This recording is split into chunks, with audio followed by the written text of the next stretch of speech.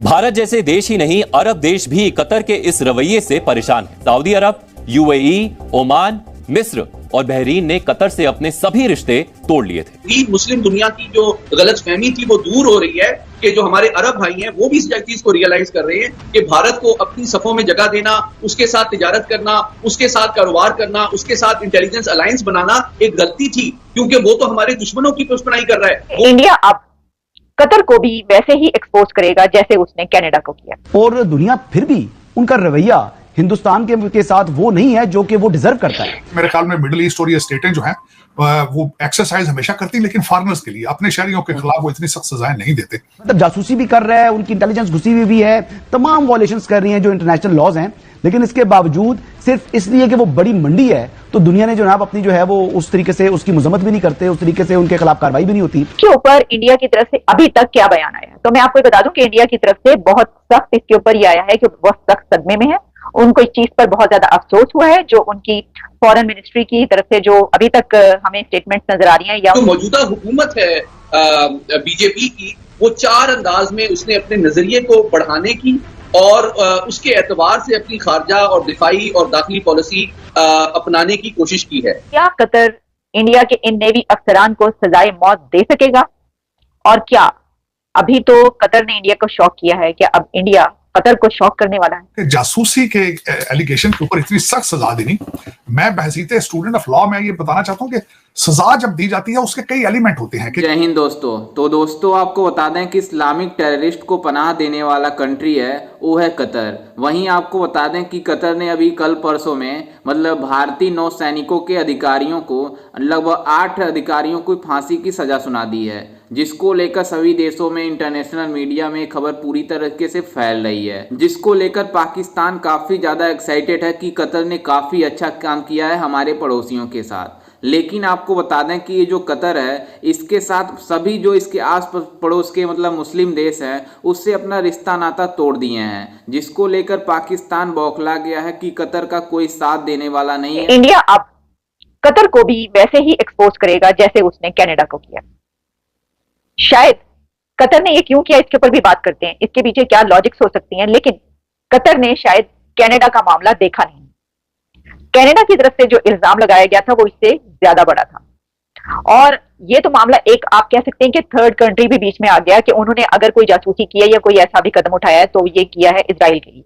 जबकि जो कनाडा का मामला था तो कनाडा ने तो ये कहा था कि हमारे मुल्क के अंदर जो है ये कत्ल हुआ है और यहां से करवाया गया। लेकिन उसके ऊपर जो इंडिया की तरफ से स्टैंड किया और उसके बाद जैसे उस मामले को टेकअप किया इंडिया ने और किस तरीके से एक्सपोज किया, और यहां तक फिर मामला पहुंचा कि कनाडा को लेने के देने पड़ गए और वो यहाँ पर जस्टिन ट्रूडो यहाँ तक कहने पर आ गए कि हम तो बड़े अच्छे ताल्लुकात चाहते हैं, और फिर इंडिया ने फिर पीछे नहीं हटा। वो इंडिया ने कहा भाई अब तो हम पीछे नहीं हटेंगे, अब हम तुम्हें बताएंगे कि ये जो तुमने किया ये क्या किया। और उसके बाद हमने देखा कि इंडिया की तरफ से कहा गया कि अपने डिप्लोमेट्स वापस ले जाएं। 41 डिप्लोमेट्स को उन्हें वापस ले जाना पड़ा। मेरे ख्याल में मिडिल ईस्ट और ये स्टेटें जो हैं वो एक्सरसाइज हमेशा करती, लेकिन फॉरेनर्स के लिए, अपने शहरियों के खिलाफ वो इतनी सख्त सजाएं नहीं देते। आपने देखा होगा कि इन सऊदी अरेबिया बिलखसूस पाकिस्तानी, बंगाली, नेपाली इस तरह के लोगों को फांसियां भी देंगे, हाथ भी काटेंगे, सारा कुछ। लेकिन मैं समझता हूं कि जासूसी के एलिगेशन के ऊपर इतनी सख्त सजा देनी, मैं बहसीते स्टूडेंट ऑफ लॉ में ये बताना चाहता हूं कि सजा जब दी जाती है उसके कई एलिमेंट होते हैं कि जो इंफॉर्मेशन दी है इन्होंने उससे जानी नुकसान कितना हुआ है, किसी मुल्क को कितना नुकसान हुआ है, उसकी सजा की नौयत, इन सारे माली नुकसान हुआ है, रिप्यूट का नुकसान हुआ है, उसका तखमीना, ये सारी चीजें लगा के उसको किया जाता है। एक बहुत बड़ी खबर है इस वक्त जो इंटरनेशनल मीडिया जिसको उठा रहा है काफी, लेकिन मैं नहीं समझता कि इन्फोर्सेबल होगा। भारत का इन्फ्लुएंस इस वक्त is on the peak, 5th largest economy on the planet. तो मैं आपको ये बताई दूं कि वो ऐसा नहीं कर सकेंगे। ये अगर 1 या 2 ऑफिसर्स की बात होती तो फिर आसान था, फिर वो हो सकता है ऐसा कर गुजरते अगर बाकी उनके पास सॉलिड प्रूफ मौजूद है, एविडेंसेस मौजूद है इस हवाले से। लेकिन वो ऐसा नहीं कर पाएंगे, और वो ऐसा क्यों नहीं कर पाएंगे उसकी वजह यह है कि देखिए ये बात याद रखिए कि 8 अफसरान को इस तरीके से सजाए मौत देना ये कोई मतलब वो खालाजी का घर नहीं है। अगर आप इसको कह लेना इस तरह के खालाजी का बेड़ा नहीं है, ये कोई ऐसी बात नहीं है कि आप आराम से ये कर लेंगे और वो आपको करने देंगे, नहीं। कतर के अंदर भी बहुत ज्यादा भारतीय काम करते हैं, तो उसका जब आप उनसे चीजें नेगोशिएट करते हैं, स्ट्रेंथ भी होती है, वीकनेस भी होती है कि अगर कल कोई ये हमारे लोगों को वहां से निकालें तो फिर क्या होगा। लेकिन मैं नहीं समझता कि वहां तक चीजें जाएंगी। क्योंकि आपने देखा होगा कि कनाडा के साथ जब दोनों कंट्री एक दूसरे के आमने सामने आए तो जस्टिन ट्रूडो को भी कहना पड़ गया था कि फिफ्थ लार्जेस्ट इकोनॉमी और भारत का role due to the global south और साउथ चाइना सी के अंदर जो उस वक्त उनकी इंपॉर्टेंस है, उनको देखते हुए इतना आसान नहीं होगा उनको चैलेंज करना। और कनाडा भी बैकफुट पर है। मैं नहीं समझता कि यहाँ भी कतर जो है वो इन चीजों को इन्फोर्स कर पाएगा। मेरे ख्याल में ये थोड़ा सा मेरे ख्याल में एक दफा शायद हो सकता है डॉक्टर जयशंकर साहब को कतर का चक्कर लगाना पड़े, लेकिन मेरे ख्याल में चीजें ठीक हो जाएंगी। इंडिया एक ताकतवर कंट्री है और खासतौर पर जब इकोनॉमी है तो इस वक्त दुनिया भर की इकोनॉमी जो फ्लरिश कर रही है, वो जो फैक्ट्स एंड फिगर्स जो रेटिंग सब बातें वो ये बताते हैं कि कोई भी कंट्री नीचे जा सकता है लेकिन इंडिया इकोनॉमी में नीचे नहीं जा रहा और पूरी दुनिया ये चाहती है कि वो अपना इसके साथ बिजनेस करे। ऐसी सूरत में क्या कतर वो कंट्री के जहां पर इंडिया के बेशुमार लोग काम करते हैं, ठीक है जनाब, हजारों लोग वहां पर इंडियन ऐसे हैं कि जो काम करते हैं, बड़ी अच्छी अथॉरिटीज हैं वहां पर, बड़े अच्छे उसमें महकमों में काम कर रहे हैं। इंडिया की और कतर की जो ट्रेड है और जो एग्रीमेंट्स हैं वो भी बड़े पैमाने पर हैं। इंडिया के और कतर के जो रिलेशन हैं वो भी बड़े अच्छे रहे, बल्कि हमने ये देखा कि इंडिया के प्राइम मिनिस्टर नरेंद्र मोदी साहब जब गए तो वो कतर के जो हैं जनाब उनसे उनकी मुलाकात हुई और ये पहला विजिट ऐसा था और उससे पहले सुषमा स्वराज भी वहां पर गई थी। तो जो रिलेशन है वो तो बहुत अच्छे हैं। तो सवाल ये पैदा होता है कि कतर की तरफ से ये बताया क्यों नहीं गया। 7 जो मिडिल ईस्ट स्टेटें हैं उन्होंने मोदी साहब को हाईएस्ट सिविलियन अवार्ड दे रखे हैं उन्होंने, और जो भारतीय डायस्पोरा है उसका इन कंट्रीज के अंदर, कतर के अंदर, यूएई के अंदर, बहरीन के अंदर उनका बड़ा इन्फ्लुएंस है, बिजनेस है, उनके टेक्नोक्रेट हैं। दर हकीकत ये कहना कम नहीं होगा कि उनकी गवर्नमेंट का सारा सिस्टम चलाने वाले भारतीय हैं लोग वहां पे। तो इतना आसान नहीं होगा कि इन 8 लोगों को वो भी इटालियन सबमरीन की मुक्ति करने पे इस वक्त, लेकिन इस वक्त इजराइल के साथ जो भी चीज रिलेटेड है उसके पीछे अगर देखा जाए तो पब्लिक सेंटीमेंट्स है। मेरे ख्याल में शायद उसके लिए भी कुछ इन्होंने खबर बनाने की इसको करने की कोशिश की है। लेकिन इस वक्त जो गाजा के अंदर जो कुछ हो रहा है आरजू, वो भी एक दुनिया के लिए इबरतनाक की चीज बन चुकी है। ब्राजील के आज जो वहां के उनके हेड ऑफ स्टेट है उन्होंने कहा कि this is not a war, this is a genocide.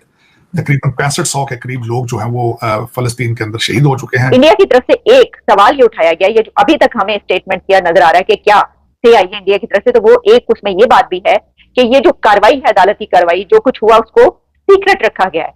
इसके ऊपर उनको बहुत नाराजगी है, या वो समझते हैं कि ये जो सीक्रेट सारी हुई एक्टिविटी ये गलत हुई है क्योंकि उनको सारा कुछ बताना चाहिए था।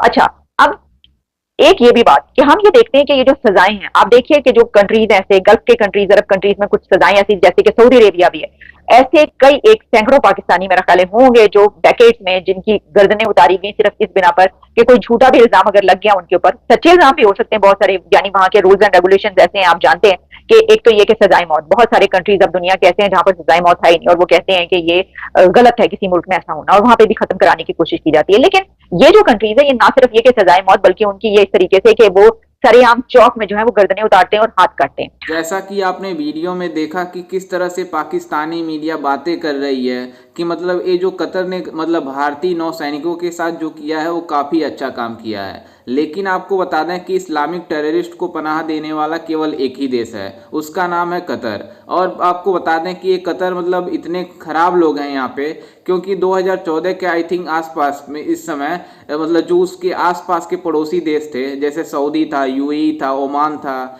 मतलब उसके उन सबों के देश के जो डिप्लोमेट थे मतलब कतर में, उसको वापस बुला लिया था उन सभी देशों ने, क्योंकि कतर वाले किसी के साथ हित में नहीं चाहते हैं और ऐसा काम किए हैं भारत के साथ।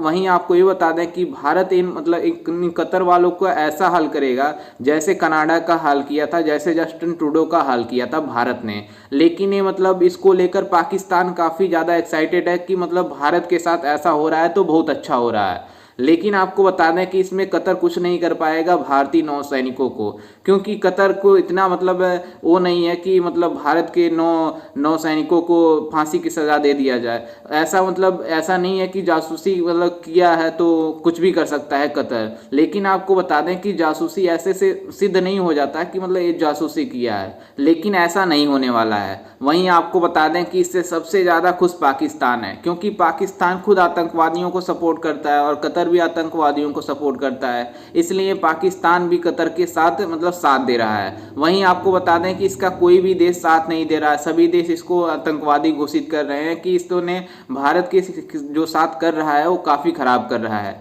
लेकिन आपको बता दें कि कतर ने ऐसा करके अपने पैर पर कुल्हाड़ी मार लिया है। लेकिन जिस तरह से मतलब भारतीय प्रधानमंत्री नरेंद्र मोदी कतर के खिलाफ सख्त एक्शन ले रहे हैं, उसको लेकर पूरा देश हिल गया है। वहीं पाकिस्तानी मीडिया तो सबसे ज़्यादा शॉक्ड हुई है कि भारत हमको लग रहा है कि ऐसा हाल करेगा जैसे जस्टिन ट्रूडो का किया था, क्योंकि जिस तरह से जस्टिन ट्रूडो बौखलाए हुए थे भारत के ऊपर, उसी तरह से एक बार फिर से भारतीय प्रधानमंत्री नरेंद्र मोदी ने कतर के खिलाफ बौखला गए हैं। खैर, इस पर आपकी क्या राय है और आपको क्या लगता है कि कतर को बाइकआउट करना चाहिए नहीं या नहीं? हमें अपनी राय कमेंट में जरूर दीजिएगा और साथ ही हमारे चैनल को भी सब्सक्राइब जरूर कीजिएगा।